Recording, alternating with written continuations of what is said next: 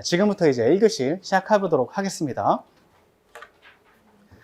저희가 시간 관계상 1번부터 하진 않고 제가 몇 문제를 뽑아왔습니다. 기본 문제 아니면은 이제 해야 되는 문제의 경우에는 책을 보시고 4번부터 하도록 하겠습니다. 제가 생각했을 때 기술사님들께서 나중에 공부하시더라도 요거 조금 어려운 것 같다. 이거를 해야 되나 말아야 되나, 아니면 요거를 어떻게 공부해야 되냐. 이게 오늘 그 시간의 취지입니다. 오늘 시간은 뭐냐면 내가 틀린 거 맞은 거를 검증받는 시간이 아니고요. 무슨 시간이냐면은 이 시험을 발판으로 해서 다음 시험을 어떻게 준비할 것인가, 요런 유형의 문제가 또 나왔을 때 나는 어떤 식으로 그때 접근을 할 것인가, 즉흥적으로 요거를 이제 피드백한 자료라고 보시면 되기 때문에, 그래서 제가 꼽은 문제 중에 첫 번째 문제는 4번입니다. 열방사에 의한 자연발화, 고온기류에 의한 자연발화, 이렇게 있는데, 일단은 요거 딱 봤을 때 저는 어떻게 느꼈냐면, 열방사면 복사열 관련된 내용인데, 그 다음 고온기류면 대류열 같은데, 이게 출처가 분명히 있을 것 같은데 막 찾아봤어요. 근데 옛날 소방 기본서, 옛날, 요즘에는 구하기 어려운 그런 거에서 나왔는데, 또 이제 김정진 교수님 말씀 들어보니까 다른 곳에서도 또 있었다 그러더라고요. 근데 그걸 안 실은 이유는 이 개념 자체가 혼동이 되는 개념이기 때문에 SFP에도 없는 개념이고, 그래서 기본서에 없다고 생각이 드는데, 풀이 전략입니다. 어쩔 수 없이 뭐 저희가 봤을 때 내가 생각하는 거를 쓰시면 돼요. 대신 답이 틀려도 배점을 얻는 경우는 뭐냐면, 채점관이 딱 봤을 때 요것도 말이 된다라고 되면 돼요. 그러니까 채점관을 설득시키면 돼요. 이 점은 설득의 기술이고, 설득의 기술이라고 하면 내가 틀린 얘기를 하더라도 논리력과 근거가 있어야 돼요. 근거와 논리력, 그 다음에 표현력, 요거를 채점관이 보게끔 만들어야 되지 않습니까? 서술로 22줄 쫙 적으면요, 안 보여요. 안 보이기 때문에 논리력도 안 보이고 설득력도 느껴지지 않습니다만, 내가 갖고 있는 지식을 총동원해서 일목요연하게 서술하는 것이 중요했다, 틀려도 된다, 이런 것들은 자신 있게 쓰십시오. 그러면 이제 132회는 어떻게 하냐, 요걸 보고요, 항상 기억하세요. 내가 모르는 건 남들도 모를 것이다. 아시겠죠? 내가 모르는 건 남들도 모를 것이다.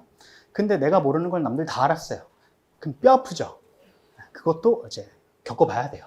그래야 나는 더 공부해야 돼, 이렇게 알 수 있으니까. 하지만 시험장에서는 내가 모르는 건 남들도 모를 것이다 생각하면 마음이 한결 편해져요. 그리고 다시 문제를 보면 접근 방법을 찾을 수 있습니다.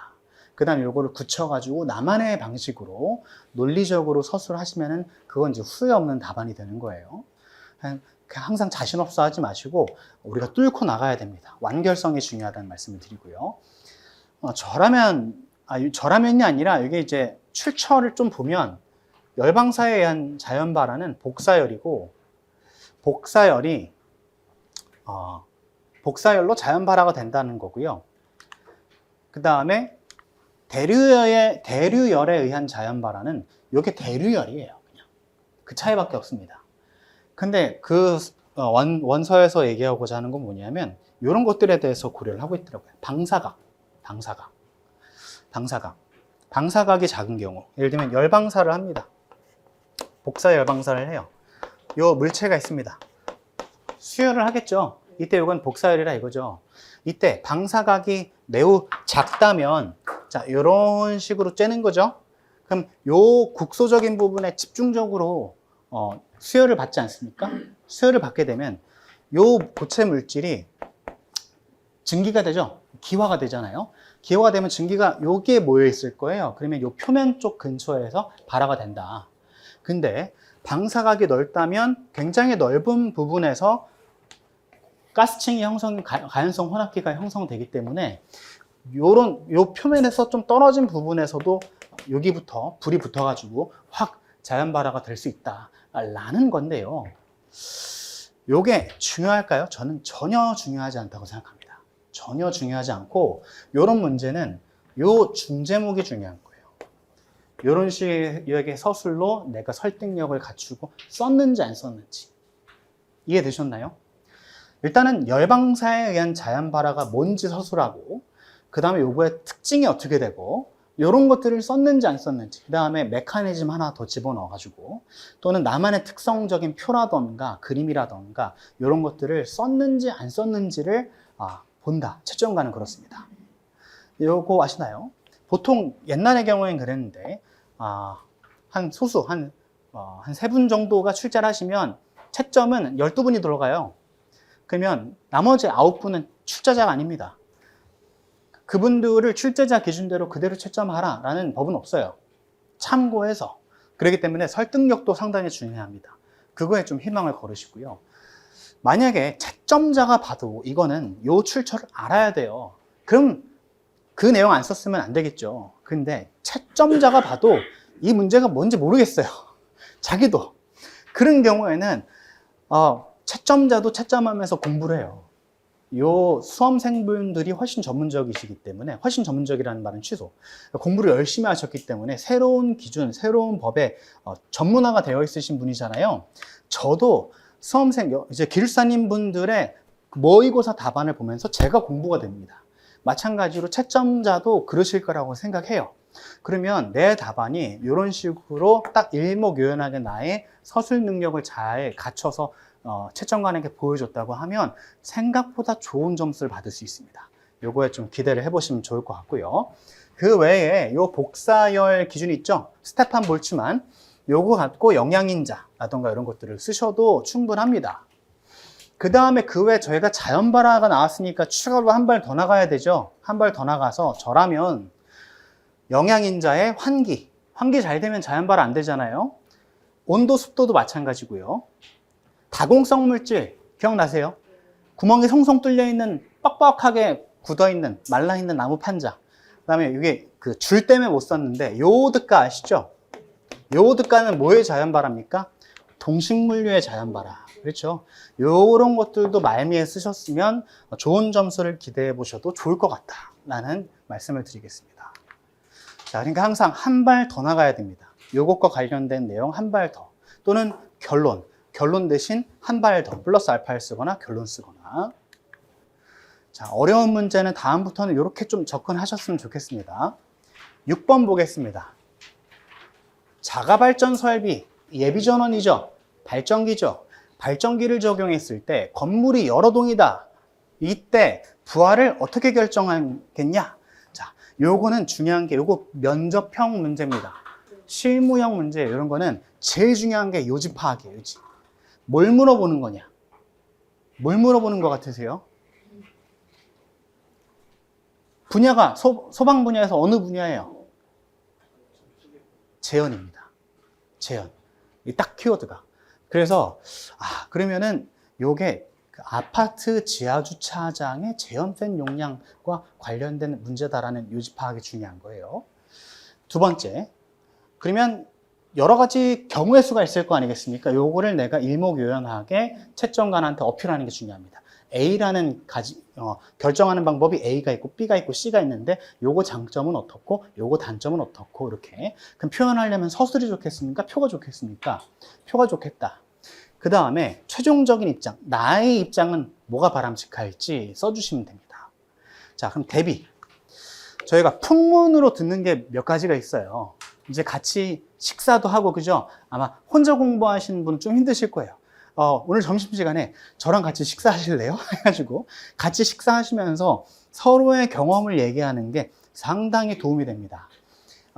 면접을 하다 보면요, 대화가 굉장히 중요해요. 실무에 대한 팁을 듣는 게 제일 중요한데, 그렇다 그래서 저희가 1차 때 내가 하던 일이 예를 들면 설계인데 감리로 이동하거나 아니면 감리인데 설계로 이동하거나 이게 가능합니까? 안 되잖아요. 안 되니까 서로 간의 데이터베이스를 서로 경험을 공유하는 것이 상당히 중요한데, 그럴 때 나오고 요런 내가 감리하다가 겪었던 문제들은 기술사분들도 동일하게 느끼고 있어요. 언젠가 나올 수 있습니다. 공유해 주실 필요가 있고요. 그 다음에 내가 어떤 발전기 용량 계산이라 그랬을 때 책에 나온 것만 외우면 되겠지라고 하지 마시고 계속 생각할 필요가 있습니다. 부하는 어떻게 산정할까? 내가 이 플로우를 처음부터 끝까지 한번 보고 싶은데 그렇게 볼 수 있는 자료가 있을까? 이런 식으로 계속해서 고민하는 게 필요하다 이 얘기입니다. 여러 동의 자가발전 설비를 부하를 결정할 때 아파트 예를 들면 101동부터 108동까지 있으면 한 동 기준으로 용량을 선정할 수가 있습니다. 일단 불은 한 층에서만 발화가 된다라고 가정을 하죠. 그렇죠. 그러니까 요 한 층에 대한 수원 용량만 계산을 하지 않습니까? 그런 것처럼 발전기 용량도 이 20동이면은 20동에 있는 뭐 팬을 다 돌린다 라고 보진 않거든요. 일단 기본적으로 한 건물에만 불이 난다라고 가정을 하기 때문에 기본적으로는 당일동으로 용량을 선정합니다. 문제는 뭐냐 하면 아파트예요. 또는 주상복합입니다. 주차장 자체가 좀 문제인데 한 방화구역이 있습니까 없습니까? 주차장에 없죠.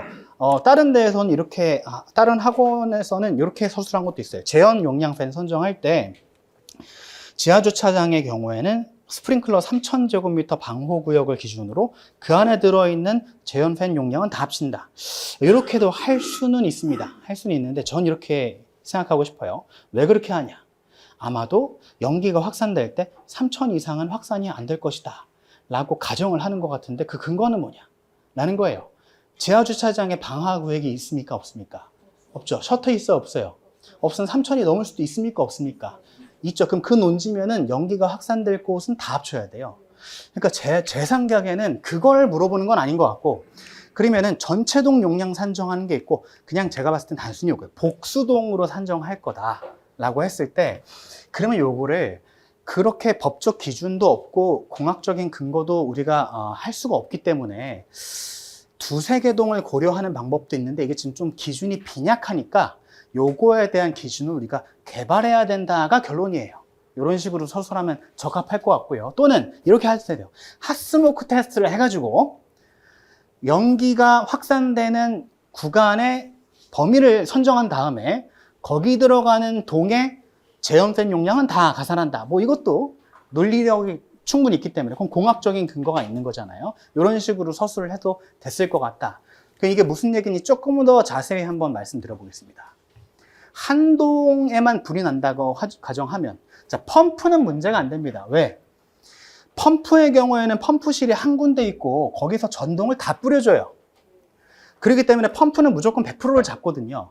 또는 고층 건축물인 경우에는 다 고가수주 방식을 써요. 펌프는 고층부만 맞습니다. 근데 102동의 고층부랑 103동의 고층부가 동시에 화재가 날 확률이 없잖아요. 그러니까 펌프는 문제가 안 돼요. 그럼 수신기의 경우에도 문제가 안 됩니다. 축전지 용량을 다 반영해서 계산하기 때문에 문제는 제가 생각했을 때는 뭐 비상 조명등이라던가 아니면은 뭐 시각 경보기라던가 별도 전원반이 있는 거 있죠. 그런 거에 대한 전원반이 예를 들면은 축전지로 부하를 받는 경우는 한가운데 자가 발전 설비에서 공급하는 경우도 있단 말이에요. 이런 경우에는 그 용량 어떻게 해야 되냐? 근데 이거는 부수적인 거고 제일 큰 거는 팬 같아요. 팬, 제연 팬.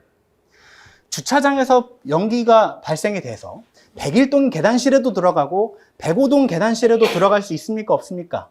있죠. 그러면 몇 개 동에 들어갈지 어떻게 알아요? 그러면 몇 동, 그러니까 101동에도 팬이 있고 105동에도 팬이 있는데 이걸 팬 용량을 다 합쳐야 됩니까? 다 합치면 좋죠. 그럼 발전기가 한 대 갖고는 안 될 것 같아요. 이런 게 문제가 있다 보니까 요거에 대해서 너가 생각을 해봤냐? 라는 거고 상당히 심오한 문제고 2에서 4교시에 나왔었어야 되는 문제가 1교시에 나와가지고 이거는 미리 준비를 안 했으면 거의 잘 못 쓰는 문제였다. 상당히 어려운 문제였습니다. 자, 그래서 부속실 재현의 경우에 주차장 한 동에서 다수의 동으로 연기가 계단실로 들어가면 피난로가 오염이 되기 때문에 요게 조금 애매합니다. 근데 한 동 기준으로만 계산을 했어요. 101동 팬이 제일 커가지고 101동 용량으로만 넣어놨는데 화재가 났더니 한 3, 4개 동에서 돌아버린 거예요. 그렇게 되면 어떻게 되겠습니까? 발전기가 셧다 내리죠. 그렇죠. 이런 문제가 있을 수 있기 때문에 그렇게 돼서 예를 들면 한 동 기준으로만 우리가 발전기 용량을 계산했다면 인터락처럼 다른 동 팬은 돌지 않도록 해야 될 것이고 아니면 두세 개 동 정도의 용량을 발전기 용량에 계산해 놓고 그런 식으로 조금 하는 게 좋지 않을까 라는 내용들이 굉장히 전문적인 내용이었기 때문에 어려운 내용이었습니다. 자, 그다음에 8번 보겠습니다. 요거 성능이주죠? 성능이주. 항상 문제를 읽으실 때 뭘 물어보냐가 중요한 거예요. 검증 방안, 검증 방안 보겠습니다. 여기 대제목 1번이 표준 가이드라인에 있는 거예요. 한번 읽어보겠습니다. 피난용 승강기 운영 계획을 해야겠다. 자, 불나면 피난용 승강기는 어디로 가야 될까요? 화재층으로. 비상용 승강기는요? 1층으로 와야죠. 1층. 그러니까 소방관 오는 층. 그죠? 요 운영 계획이 있어야 된다는 내용이고, 그 다음에 이격해라. 그 다음 뭐 등등 있는데, 자, 그럼 이거를 어떻게 검증할 거냐? 어떻게 검증할 거냐?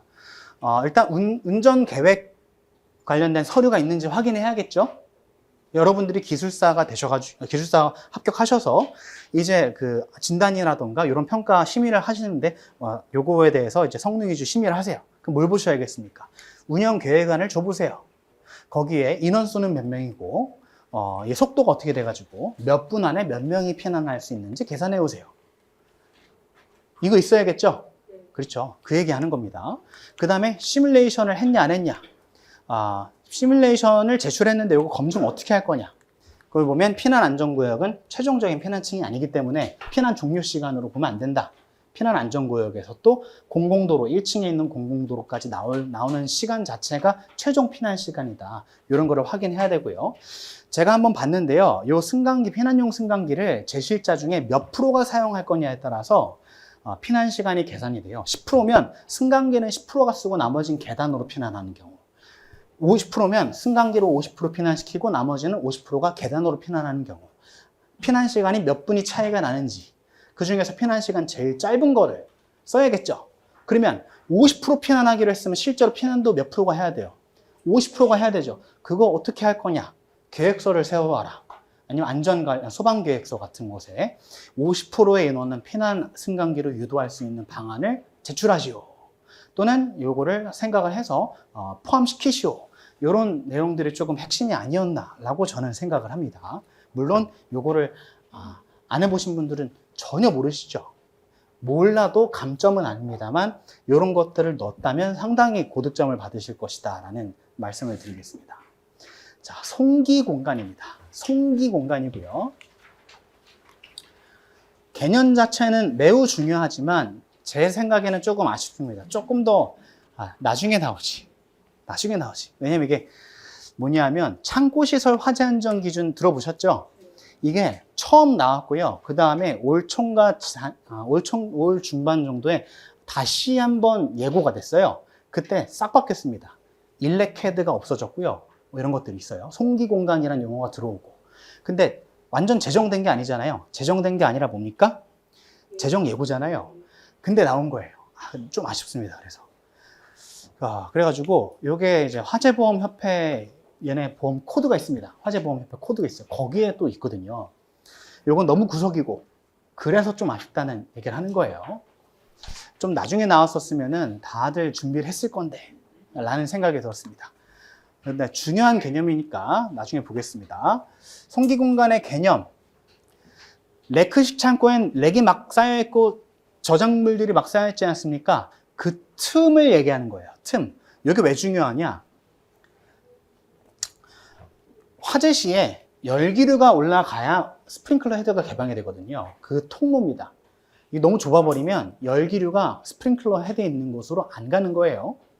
그 다음 스프링클러가 물을 뿌렸을 때 내려가는 통로이기도 해요. 양쪽으로 중요한 거죠. 그래서 다음으로 NFPA 제종 예고안은 어떻게 되어 있냐? 렉식 창고는요. 라지드롭형을 렉 높이 3m마다 설치해야 되는데 이게 옛날엔 일렉헤드라고 되어 있었는데 이게 라지드롭으로 바뀌었습니다. 아직 제정 안 됐으니까 또 바뀔 수도 있어요. 그러니까 이거 외우시면 안 돼요.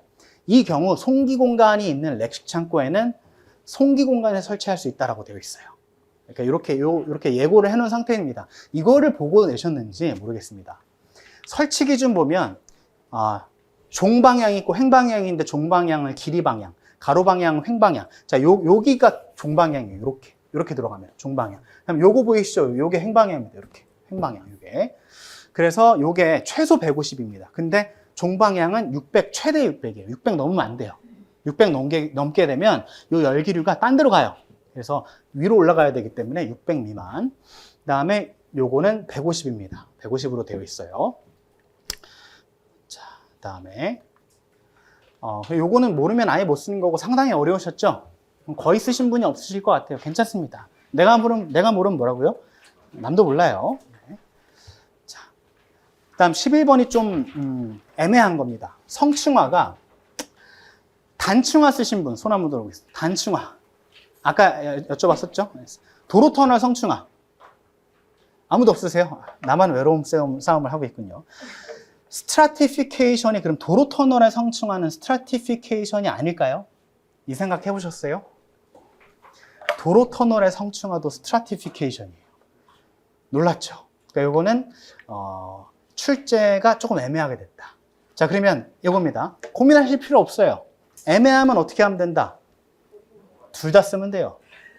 되셨죠? 그리고 제가 장담하건대 둘 다 쓰신 분이 점수가 제일 높으실 겁니다. 네, 이거는 둘 다 써도 돼요. 틀리지 않았습니다. 전혀. 논문 보잖아요. 도로터널 성충화 방안, 키워드가 스트라티피케이션이에요. 이해되셨죠? 그러면 요거 도로터널 성충화 써도 됩니까? 안 됩니까? 돼요. 단충화 써도 됩니까? 안 됩니까? 돼요. 단충화 관련 계산식 아세요? 아세요? 이야, 대단하십니다. 그러면은 잘 쓰신 거고, 저는 이제 그래서 도로터널 성충화에서 임계풍속 썼어요.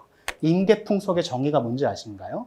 성충화를 유지하면서 역류가 발생되지 않는 최소풍속이 임계풍속이거든요. 그렇기 때문에 저는 이렇게, 왜냐하면 저는 이걸 왜 도로터널로 생각했냐면 계산식 때문에 도로터널로 생각했거든요. 요거는 상당히 논란이 있는 문제입니다만 제일 좋은 건 뭡니까? 둘 다 설명하는 거. 자, 저는 도로터널로 그냥 잡았습니다. 요건 답이 없어요. 그러니까 제가 봤을 때는. 자, 그래서 메커니즘 썼고 요 성충화 얘기 나왔으니까 임계풍속 관련된 공식을 썼습니다. 공식 써서 마무리를 했고요. 여기까지 일단 제가 준비한 문제들은 다 같이 봤습니다. 어려운 시험이 분명히 맞고 너무 자책하지 않으셨으면 좋겠고, 자책보다 중요한 건 내가 이제부터 보완해야 될 점이 뭐냐를 깨닫는 게 훨씬 중요합니다. 그래서 오늘 요 시간 끝나시고 이거 잘못 썼네, 이거 잘못 썼네, 더 이상 생각하지 마세요. 바뀔 건 하나도 없습니다. 저희가 고민한다 그래서 채점 바뀌냐? 안 바뀌어요. 그러니까 지금부터 보완을 하시도록 말씀을 드리겠습니다. 되셨나요? 네. 일단은 1교시 여기까지 하고요. 총평과 1교시를 했기 때문에 한 1, 2분만 딱 쉬고 바로 이제 2교시로 넘어가도록 하겠습니다. 그 이후부터는 쉬는 시간이 없어요. 아쉽게도. 그래서 한 2분 정도만 딱 쉬었다가 바로 넘어가도록 하겠습니다. 고생하셨습니다.